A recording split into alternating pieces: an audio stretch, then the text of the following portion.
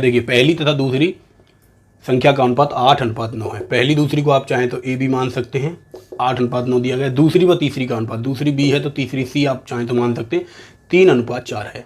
और आपसे कह रहा है कि पहली व तीसरी का गुणनफल किया जाता है, तीनों संख्याओं का योग बताइए। पहली संख्या यानी ए, तीसरी संख्या यानी सी, इनका गुणा किया जाता है और उसके बाद तीनों संख्याओं का योगफल क्या होगा। सबसे पहले आपको बनाना होगा कंबाइंड रेशो। इन सबका कंबाइंड रेशो कैसे बनाते हैं ये मैं आपको बता चुका हूँ। 5 तरीके मैंने बताए थे, उसमें से एक तरीका, दोनों में बी कॉमन है, बी को आप बराबर कर लीजिए। यहाँ 9 है, यहाँ 3 को मैं 9 बनाऊंगा तो 3 का गुणा कर लूँगा तो मुझे ए बी सी का रेशो यहाँ पर मिल जाएगा। रेशो क्या होगा भाई, ए की वैल्यू 8 है, बी की 9 हुई दोनों जगह और सी की हो गई 12।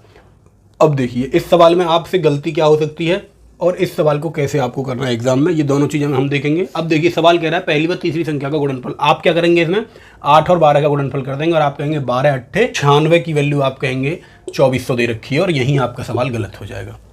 क्योंकि गलत कैसे हो जाएगा, ये देखिए अभी इससे आप निकालेंगे 96 की वैल्यू कितनी आई भाई 2400 और निकालनी कितने की है, टोटल योग पूछ रहा है। योग होगा कितना, 12 8 20 में 29 की वैल्यू आपसे जानना चाह रहा है। जब आप इसे कैलकुलेट करेंगे तो आप देखेंगे ऑप्शन नहीं मिलेगा, मिलेगा तो गलत ऑप्शन मिलेगा। इसकी वजह क्या है, इसकी वजह जो है वो मैं आपको बता देता हूँ अभी।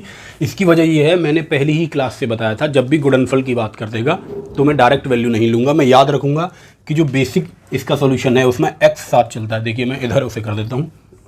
देखिए अगर आप कहेंगे ये 8x है, ये 12x है, तो आप देखेंगे 8x का गुणा जब 12x में होगा तो 12 8 96 और x का गुणा x में होगा तो ये x स्क्वायर भी तो बन जाएगा।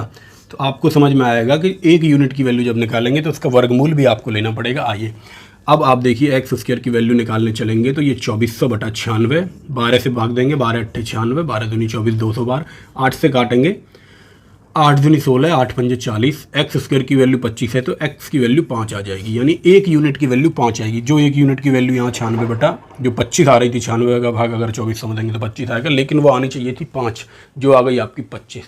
इस चीज़ का रेशो में खास तौर से ध्यान रखेंगे। जब भी गुणनफल की बात करेगा आप याद रखेंगे कि गुणनफल जब हुआ होगा तो एक्स का एक्स में गुणा हुआ होगा, वो वर्ग बना होगा, इसलिए वर्गमूल निकालना जरूरी है। जब आप जोड़ते हैं घटाते हैं तो वर्ग नहीं बनता, इसलिए हम डायरेक्ट काम चल जाता है।